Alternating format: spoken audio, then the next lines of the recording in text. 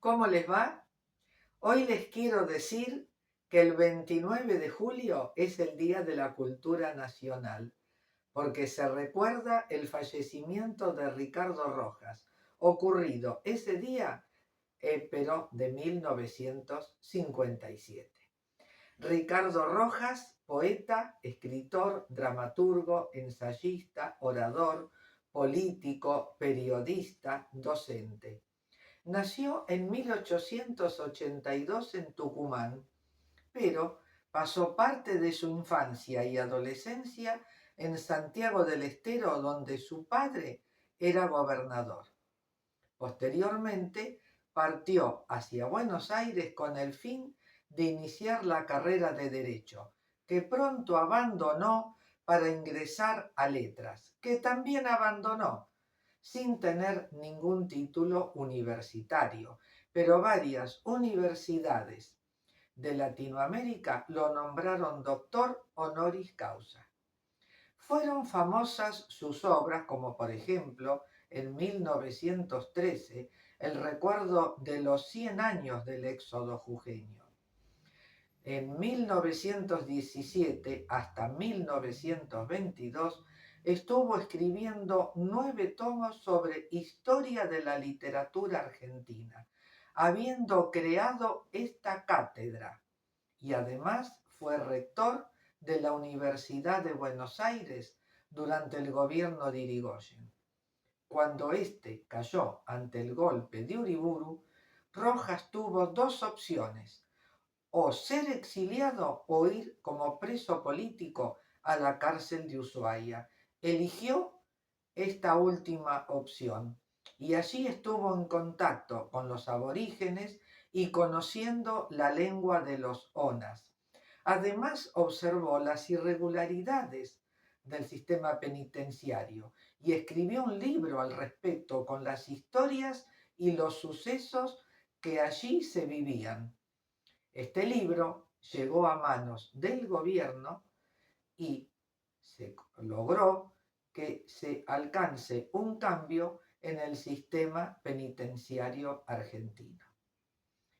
Ricardo Rojas se dedicó a investigar y a exaltar la idiosincrasia de nuestro país, el ser nacional, porque cuando él llegó a comienzos del siglo XX a Buenos Aires, observó una corriente de extranjeros que llegaban a nuestro país, cuya lengua, costumbres, tradiciones se mezclaban con los nativos de este territorio.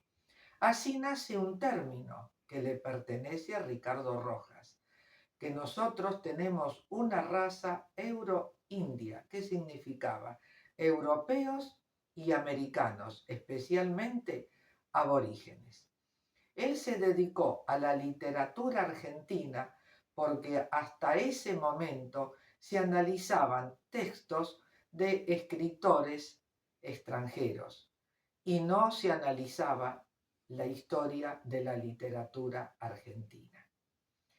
Ricardo Rojas, además de preocuparse por nuestra cultura, por eso desde 1982 una comisión de agentes culturales determinan que el día de su muerte iba a ser el Día de la Cultura Nacional, decidió donar su casa al gobierno nacional para que exista el Museo Ricardo Rojas. ¿Qué hay en este museo? Plantas exóticas, europeas e indígenas, objetos de arte, aborígenes y europeos. También una cantidad de libros, miles de libros, de escritores americanos y europeos, y entre los nuestros figura José Hernández en varias ediciones del Martín Fierro, María Elena Walsh, Borges, entre otros. Y sobre todo la carta que le envió Atahualpa Yupanqui desde Jujuy hasta Buenos Aires, exaltando el gran amor que demostraba Rojas, sobre todo en nuestro ser nacional. y Rojas le contestó a Atahualpa Yupanqui, naciendo así una amistad entrañable. Esa carta histórica también está en el Museo Casa Ricardo Rojas.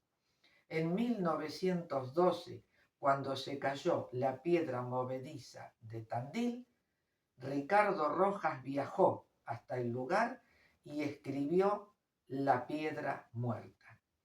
Este recuerdo para un gran nacionalista, Ricardo Rojas.